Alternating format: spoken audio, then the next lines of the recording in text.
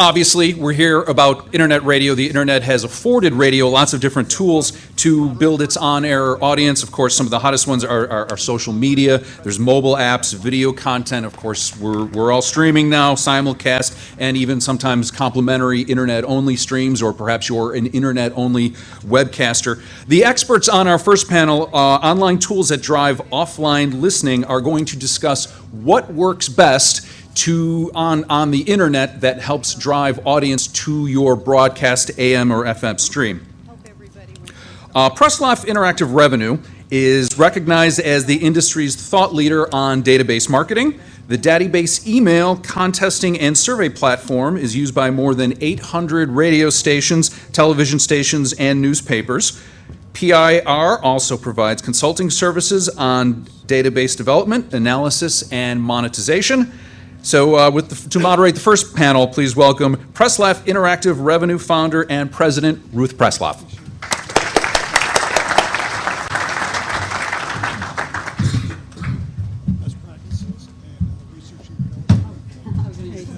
Don't look into the light. Good morning, good afternoon, depending on your time zone, whichever day, whatever hour you're on.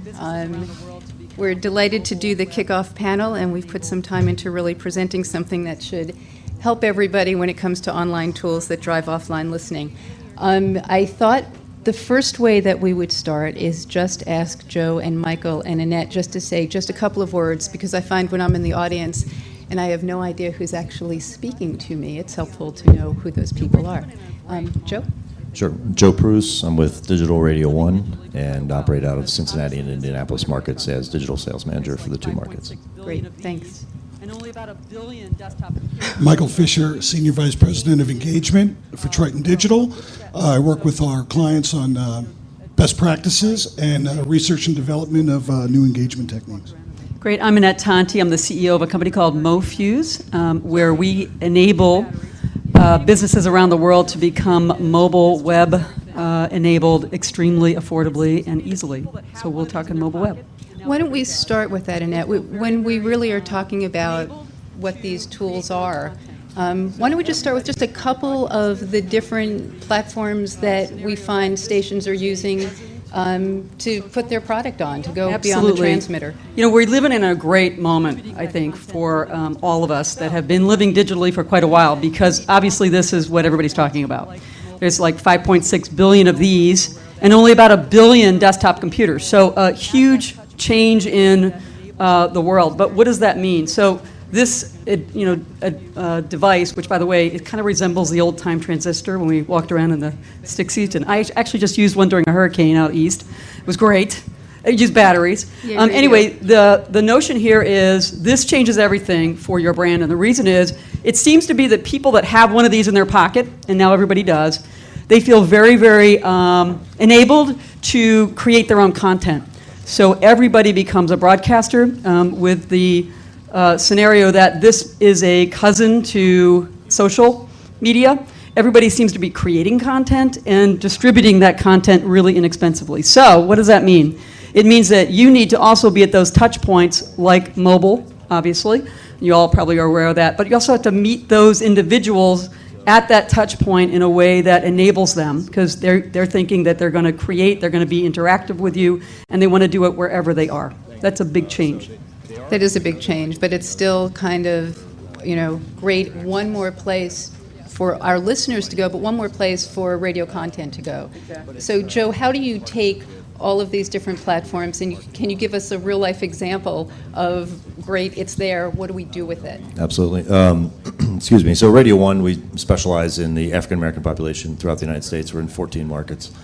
And from an African-American standpoint, the index, as far as being first early adopters to technology, and especially smartphones, is huge. And so we've taken it one step further. We actually have a promotion that is on all of our station websites and all of our airwaves across the country right now, where we are giving our listeners free smartphones. Great. So just say that one more time. You're thank giving you. your listeners free smartphones. Exactly. We're giving them free smartphones. We have You partnered. are bringing the mountain Yes. to Mohammed. Okay. Thank you. Okay. So they already, we know they like them. We know they want them. So we're providing an easier I would access. like one to have free one, too. please. Yeah. I'll Okay. provide you a link as soon as we're done. Okay. But it's a partnership with the indirect marketing arm of most of the major providers in the United States. And not only are we fulfilling smartphones and putting them into our listeners' hands, but we're making revenue on the back end of those deals as well. So this isn't purely altruistic. no. Yes. And what happens? I mean, literally walk us through. I see a link on your site.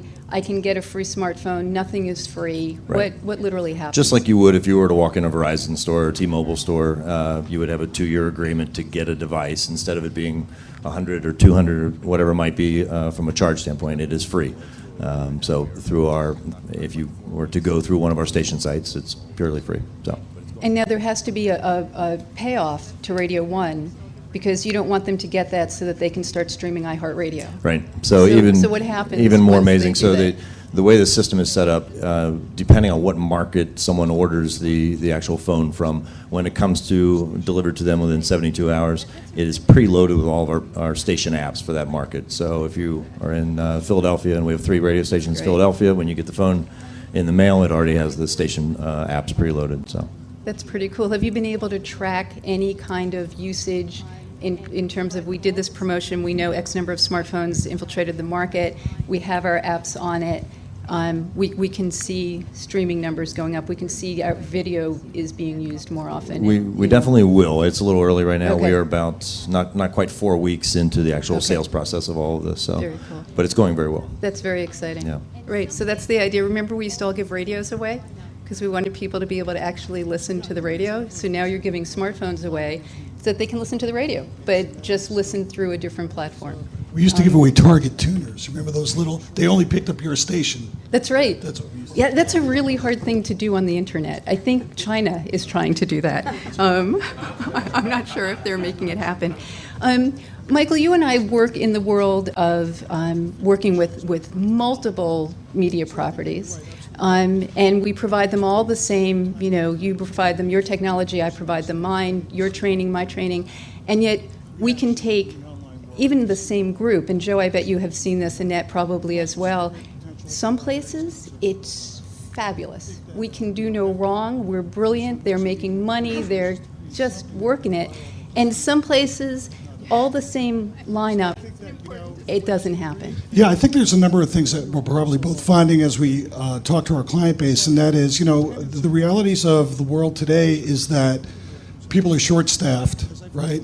And technology has eclipsed what they were used to doing, right? So radio didn't create all these great technology tools, and we're now trying to retrofit, actually radio, television, and print, we're now trying to retrofit our missions based on technology. So I think that you're right, absolutely right. Our experience is that every time that the client is fully engaged from a personnel standpoint, you see a lot more reaction in the online world, and you see a lot more participation within the market, and you also see a greater potential for various concepts to go viral. I think that every person who works in media, their greatest wish is to create something that would go viral that puts them in a positive light, not a negative light. So I think It's an that important as we distinction. create things, having been a program director for so long and now stepping into the digital side, the tenets are pretty much the same. The issue is that program directors have to understand, and as I've heard from a lot of clients, a lot of the mandate down to the staff is you have to be successful online and on air. And because radio people typically weren't classically trained in the art of digital, they sometimes have a hard time wrapping their arms around the concept and figuring out how to execute. And the ironic thing is that they've been doing it all along. The only thing that's changed is the technology that empowers them to get broader reach and greater distribution. And now, because we can close the feedback loop using this technology, it's put extra pressure on broadcast companies now to really pay attention. I really believe that the listener is no longer a listener, they're a media consumer, and that the companies should be the listeners. Because if you go onto Twitter or you go onto Facebook and you're tracking sentiment or what people are saying about your station, these are all great indicators of how you can drive additional online listening. And as I said earlier, I look at the online world as blue ocean of cume. because anytime we can go out there and try to extend our message and get into a stream of someone's social consciousness off the air to drive them back on the air and have them share it, it goes back to when I would hand you a cassette tape and go, you've got to hear this Right, record. that's exactly right. No one It's called just it easier. burning, no one called it ripping, no one called it social sharing. Or illegal downloading. Illegal downloads. I would take a cassette and say, you've got to hear this album. Right. It is unbelievable. It's word of mouth. Now we have digital tools to do that. And I think that staff at radio stations, the ones that do it well and embrace it, understand it and have the time, they know how to allocate time to do it. That's the biggest issue. Annette, do you see anything different? Yeah. Thank you, Michael. But no, we're not necessarily I talking can about broadcasters. We're Definitely just add talking to about that. I humans. mean, Yeah. I actually think, so to take that one step further, the notion of time has changed. So in the old days, if we were going to produce something, we took a long time to do it, and the technology was extremely expensive, and you needed to do that. Now, digital technologies, especially in mobile, for example, you actually can get on and try these things out very, very rapidly, just in time. So when there is the mob scene out front here, you can actually create that on a mobile website very affordably, very easily, very quickly, and that is precisely what your listeners are doing. They're creating content, and you need to become more rapid, content creators. The good news is the digital tools are out there. We provide a platform, and what we observe all the time are large companies continue to behave in the ways they're used to behaving, which means they take an extremely long time to create anything. And already their customers or their listeners, viewers, are already ahead of them creating it. Yeah. Right, so really what the two of you have said in very different markets is that it comes back to listening to the listeners or listening to the users.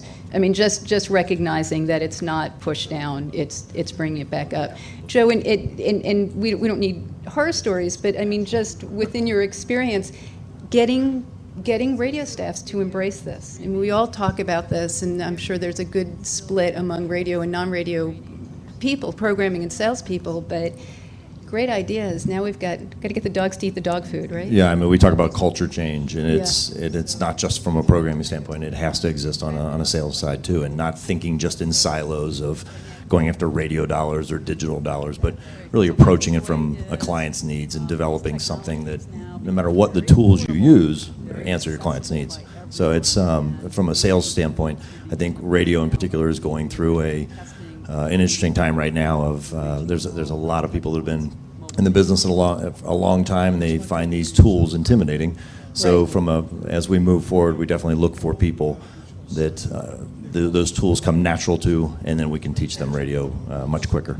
Right. than So the if it's video, reverse. if it's streaming, if it's mobile, whatever it is, it's still a matter of basic training, understand it, embrace your platforms, make it work. Don't do 1,000 things at one time, regardless of the technology. These are really short panels, so we just want to kind of wrap it up with like the one take home. And so we can, Annette, Michael, Joe, we can just kind of work it that way. Great. So my takeaway is these technologies now become very affordable, very accessible by everyone, and you really need to begin the process now of changing the way you're testing, creating content, and reaching all of those touch points, mobile being the big one.